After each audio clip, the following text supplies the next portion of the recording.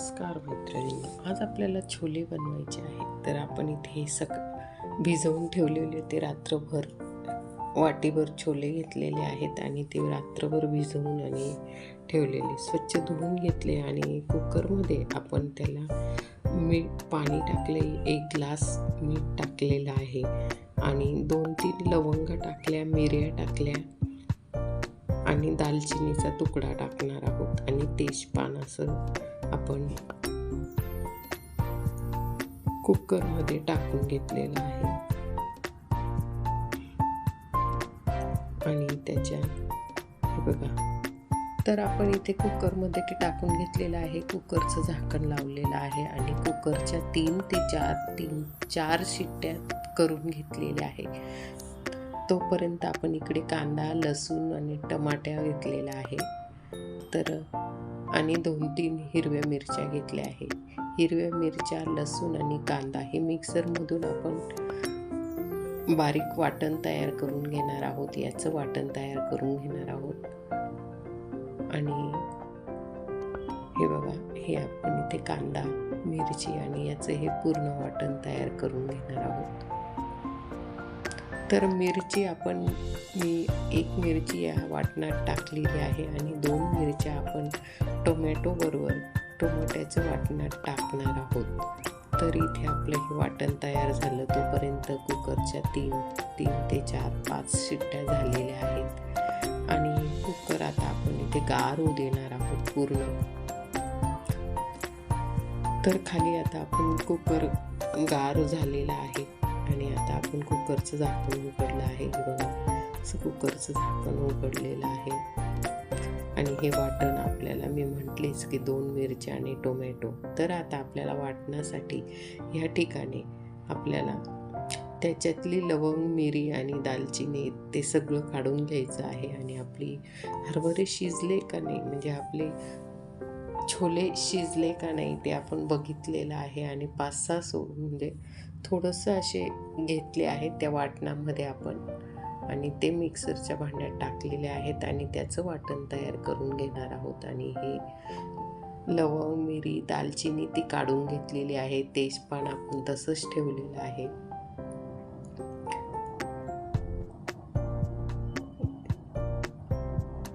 हे बघा, असं मिरी, 2 लवंग ते सगळं बाजूला काढून घेतलेलं आहे. आता आपण इथे वाटण तयार करून घेणार आहोत.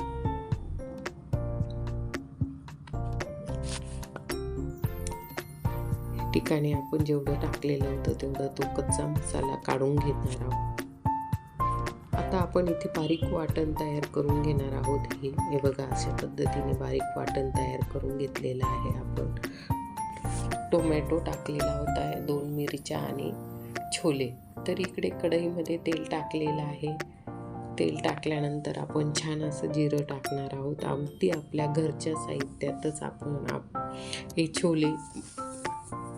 छोले मसाला बनवणार आहोत आणि आपण जे पहिल्यांदा कांद्याचं वाटण केलं ते टाकलेलं आहे आणि ते लालसर असं मस्त खमंग असं लालसर भाजून घेणार आहोत. जोपर्यंत त्या कांद्याचा कलर बदलत नाही तोपर्यंत आपण हे बघा, या ठिकाणी भाजलं गेलेलं आहे. त्याच्यानंतर आपण जे टोमॅटो आणि छोले त्याचं वाटण केलं होतं ते टाकणार आहोत.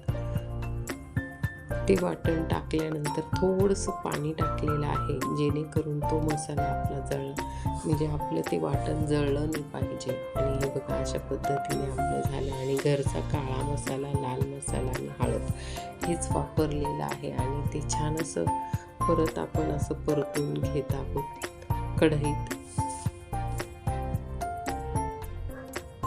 जोपर्यंत त्याला तेल सुटत नाही तोपर्यंत आपण ते मसाले त्याच्यामध्ये मुरत नाही तोपर्यंत आपण ते परतून घेतलेले आहेत. त्याच्यानंतर इथे आपण आपले जे कुकरमधले जे छोले आपण शिजवलेले होते तर त्याच्यात आधीच मीठ टाकलेलं होतं आणि छोले शिजवताना आपण मीठ टाकलेलं होतं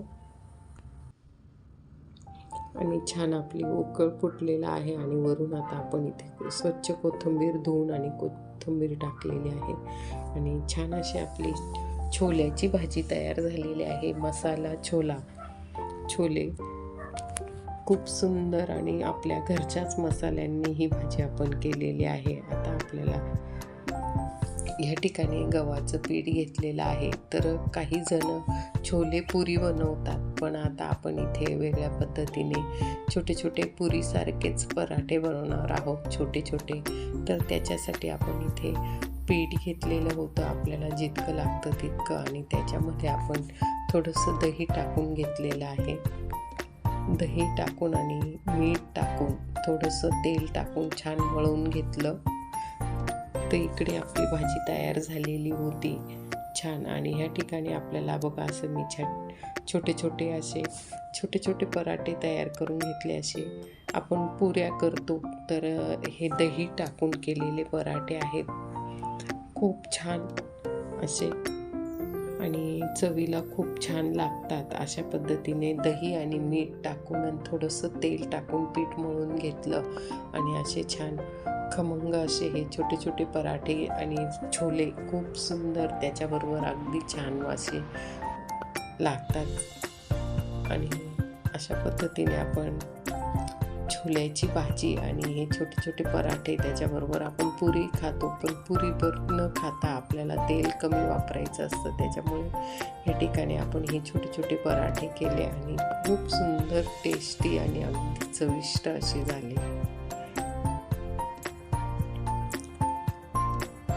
तुम्हाला माझी रेसिपी कशी वाटली? जर आवडली असेल तर जरूर माझ्या चॅनलला सबस्क्राईब करा, लाईक करा, आणि छान अशा नवनवीन रेसिपी नेहमी घेऊन येण्याचा मी प्रयत्न करत असते. खमंग अशी छोले भाजी तयार झालेली आहे आपली. आणि ह्या ठिकाणी आपण हे छोटेसे दही टाकून केलेले पराठे खूप सुंदर अशी झालेले आहेत.